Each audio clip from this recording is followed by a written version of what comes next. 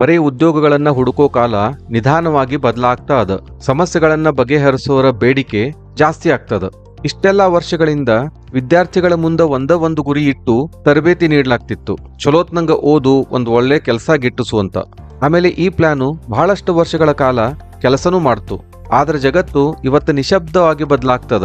ಇವತ್ತು ಕಂಪನಿಗಳು ಹೆಚ್ಚೆಚ್ಚು ಮತ್ತು ವಿಭಿನ್ನವಾದ ಪ್ರಶ್ನೆಗಳನ್ನ ಕೇಳ್ತಾವ. ನಿಮ್ಮ ಹತ್ರ ಯಾವ್ದು ಡಿಗ್ರಿ ಅದ ಅಂತ ಕೇಳುದಿಲ್ಲ. ಅದರ ಬದಲಿಗೆ ನೀವು ಯಾವ ಸಮಸ್ಯೆಗಳನ್ನ ಬಗೆಹರಿಸಬಲ್ಲಿರಿ, which problems do you solve. ಯಾಕಂದ್ರೆ ಇವತ್ತಿನ ಟೆಕ್ನಾಲಜಿ ಒಂದೇ ರೀತಿ ಮಾಡುವಂತ ಬಹಳಷ್ಟು ಕೆಲಸಗಳನ್ನ ಆಟೋಮೇಟ್ ಮಾಡ್ತಾ ಅದ.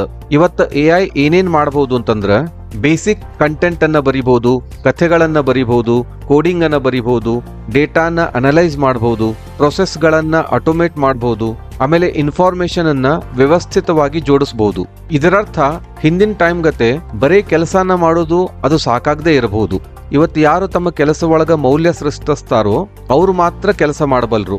ಯಾರು ಸ್ವತಂತ್ರವಾಗಿ ಆಲೋಚಿಸ್ತಾರ, ಯಾರು ಕಷ್ಟಕರವಾದ ಸಮಸ್ಯೆಗಳನ್ನ ಬಗೆಹರಿಸ್ತಾರ, ಸ್ಪಷ್ಟವಾಗಿ ಕಮ್ಯುನಿಕೇಟ್ ಮಾಡ್ತಾರ, ಪರಿಸ್ಥಿತಿಗೆ ಬೇಗ ಹೊಂದ್ಕೊಳ್ತಾರ, ಸಿಸ್ಟಮ್ಗಳನ್ನ ಸುಧಾರಿಸ್ತಾರ, ಹೊಸ ಐಡಿಯಾಗಳನ್ನ ಕ್ರಿಯೇಟ್ ಮಾಡ್ತಾರ, ಇಂಥವ್ರಿಗೆಲ್ಲ ಕಂಪನಿಗಳು ಹೆಚ್ಚಿಗೆ ಪ್ರಾಮುಖ್ಯತೆ ನೀಡ್ತಾವ.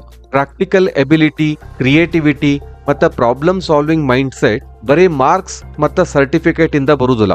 ಈ ಡಿಮ್ಯಾಂಡಿಂಗ್ ಟೈಮ್ ನಮ್ಮ ಎಜುಕೇಶನ್ ಸಿಸ್ಟಮ್ ಅನ್ನ ಕಂಪ್ಲೀಟ್ ಆಗಿ ಬದಲಾಯಿಸಬಹುದು. ಬರೇ ಬಾಯ್ಪಾಠ ಮಾಡಿ ಪಾಸ್ ಆಗೋ ವಿದ್ಯಾರ್ಥಿಗಳು ಮುಂದೆ ಕಷ್ಟ ಪಡಬಹುದು.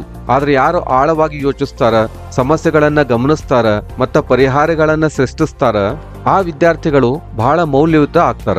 ಈ ಭವಿಷ್ಯ ಯಾರಿಗೆ ಬಿಲಾಂಗ್ ಆಗ್ತದಂತಂದ್ರ ಯಾರು ಅಪಾರ್ಚುನಿಟಿಗಳಿಗೆ ಕಾಯ್ತಾ ಕೂತ್ಕೋತಾರ ಅವ್ರಿಗಲ್ಲ, ಬದಲಿಗೆ ತಾವ ಇನಿಷಿಯೇಟಿವ್ ತಗೊಂಡು ಯಾರು ಮೌಲ್ಯವನ್ನ ಸೃಷ್ಟಿಸೋ ಸಾಮರ್ಥ್ಯ ಇಟ್ಕೊಳ್ತಾರ ಅಂಥವ್ರಿಗೆ ಸೇರ್ತದ.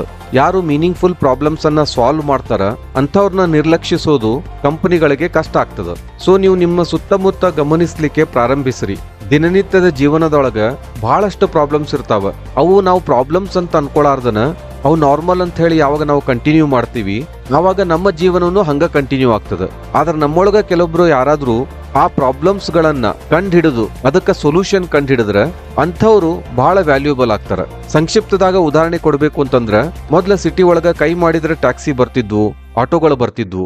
ಆದ್ರೆ ಈಗ ಕುತ್ತಲ್ಲೇ ಆಪ್ ನಾಗ ಬುಕ್ ಮಾಡಿದ್ರ ನಾವೆಲ್ಲಿರ್ತೀವಿ ಅಲ್ಲೇ ಟ್ಯಾಕ್ಸಿ, ಆಟೋ ಬರ್ತಾವ. ಇದೇ ರೀತಿ food delivery, 10 minutes grocery delivery, ಇಂಥವೆಲ್ಲ ಪ್ರಾಬ್ಲಮ್ಗಳು ಮೊದ್ಲು ಪ್ರಾಬ್ಲಮ್ ಅನಿಸ್ತಿರ್ಲಿಲ್ಲ. ಆದ್ರೆ ಜನರ ಕನ್ವೀನಿಯನ್ಸ್ಗೆ ಅಂಥವನ್ನ ಕಂಡು ಹಿಡಿದು ಅದಕ್ಕೆ ಸೊಲ್ಯೂಷನ್ ನೀಡ್ತಾರಲ್ಲ ಅವರು ಬಹಳ ಶ್ರೀಮಂತರಾಗಿ ಬೆಳೀತಾರ.